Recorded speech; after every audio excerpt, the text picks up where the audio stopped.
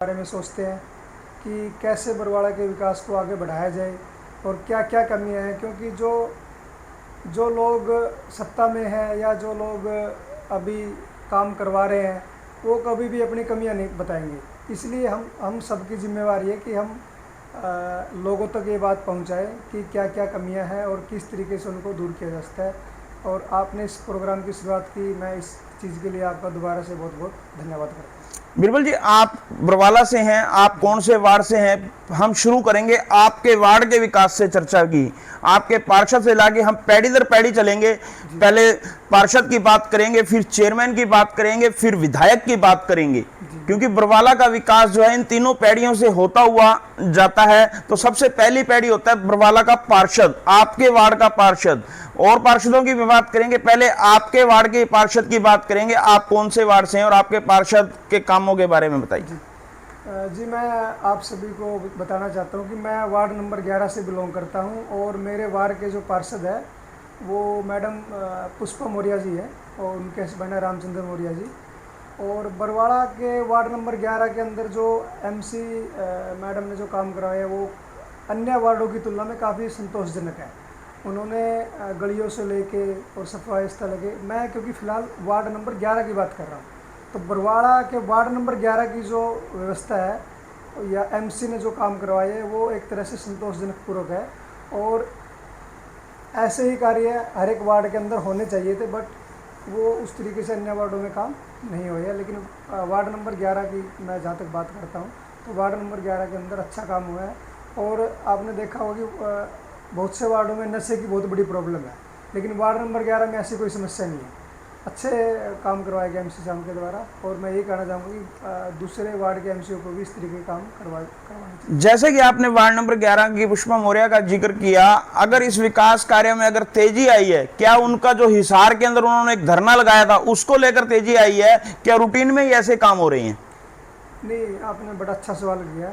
ये एक्चुअली मैं, देखो सर, अब आपने बात छेड़ी तो मैं इसकी बिल्कुल डिटेल में बात बताता हूँ। शुरू में जब एमसी ये पुष्पा मौर्य जी बनी तो इनके साथ बड़ी नगर पालिका के अंदर बड़ी ज्यादती होती थी, इनकी कोई सुनवाई नहीं होती थी। ये बेचारी शिकायतें लेके जाती थी, इनके एजेंडे लेके जाती थी वार्ड के कि भाई मेरे वार्ड के अंदर ये काम होना चाहिए। तो जो एमए था यहाँ पे एक अमित बेरवाल करके, उन्होंने इनकी मतलब एक तरह से बड़ी इंसल्ट की और उनको कोई दिलचस्पी नहीं दिखाई कि भाई इनके वार्ड के काम करने चाहिए कि नहीं करने चाहिए। तब क्योंकि मेरे जो रामचंद्र मौर्य जी है वो मेरे एक तरह से वार्ड के भी है और मतलब अच्छे मेरे संबंध हमसे, तो फिर मैंने उनको सुजेस्ट किया था, सुजेस्ट भी नहीं, बल्कि मैं उनके साथ में गया था कि हम ऐसा करते हैं कि अगर एमसी ये क्या सॉरी नगर पालिका हमारी सुनवाई नहीं करे तो हम एक काम करेंगे, कमिश्नर साहब के से मिलेंगे, अगर वो भी नहीं सुनेंगे तो हम वहाँ पर धरना लगा देंगे। तो उसमें मैं और मेरी वाइफ, हम वार्ड के एमसी है जो हमारे और उनकी मैडम है पुष्पा मौर्य, उनके साथ में थे।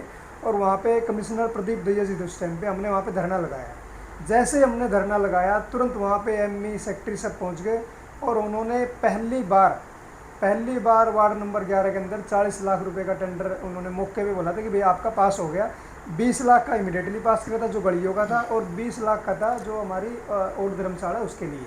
तो वहाँ से हम ये कह सकते हैं वहाँ से एक तरह से शुरुआत हुई थी। और उस चीज़ के बाद से जो नगर पालिका है उनका रवैया एमसी के प्रति काफ़ी बदला और उन्होंने उनकी बातों को सिरे से लेना शुरू किया। बिरबल जी, कहीं ना कहीं अगर ये बरवाला की बात की जाए, जो जागरूक एमसी होगा, जो एक्टिव होगा, वही आप में अपने वार्ड में काम करवा सकेगा। अगर वो जागरूक या एक्टिव नहीं है तो उसके वार्ड की हमेशा अनदेखी होगी।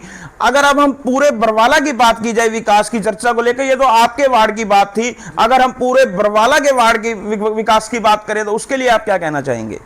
देखिए सर, ये तो ना बिल्कुल अच्छी सवाल किया आपने कि जब कोई एमसी हो चाहे आम नागरिक भी हो, जब वो जागरूक ही नहीं है तो देखो उसकी सुनवाई कम होगी। आमतौर पे हमारे साथ जो समाज के अंदर कोई भी कम्युनिटी हो, किसी भी क्षेत्र से चाहे बिलोंग करती हो, अगर वो अपनी आवाज़ ही नहीं उठाएगा तो उसकी सुनवाई कम होती है। वार्ड नंबर 11 का जैसे मैंने बताया कि वहाँ पे काम अच्छे हुए हैं। और अन्य जो वार्ड है, जैसे वार्ड नंबर 6 है, वार्ड नंबर 7 है, वार्ड नंबर 15 है, और भी बहुत सारे वार्ड है जहाँ पे मतलब नाम मात्र ही काम थोड़े बहुत हुए होंगे। वार्ड नंबर 7-8 में आप गलियों में देखें कितनी गंदगी है। मतलब एक मौके पे ऐसे लगता है कि मतलब गांव में भी इतनी गंदगी नहीं रहती जितने वार्ड नंबर 7 में 6 में है। और सेम अगर वार्ड नंबर 15 में देखें और इनके साथ साथ ये तो होगी गंदगी की बात, अब नशे पे आ जाते हैं। वार्ड नंबर 14-15 से लेके 6-7 से लेके बहुत से वार्ड है जहाँ पे सरेआम नशा बिकता है। और हमने काफ़ी ज़्यादा देखो हम प्रयास करते रहते हैं कि भाई नशे के ऊपर लगाम लगाई जाए, क्योंकि जब तक नशे का खात्मा नहीं होगा तब तक वार्डों का विकास या आमजन के लिए सुविधा नहीं हो सकती।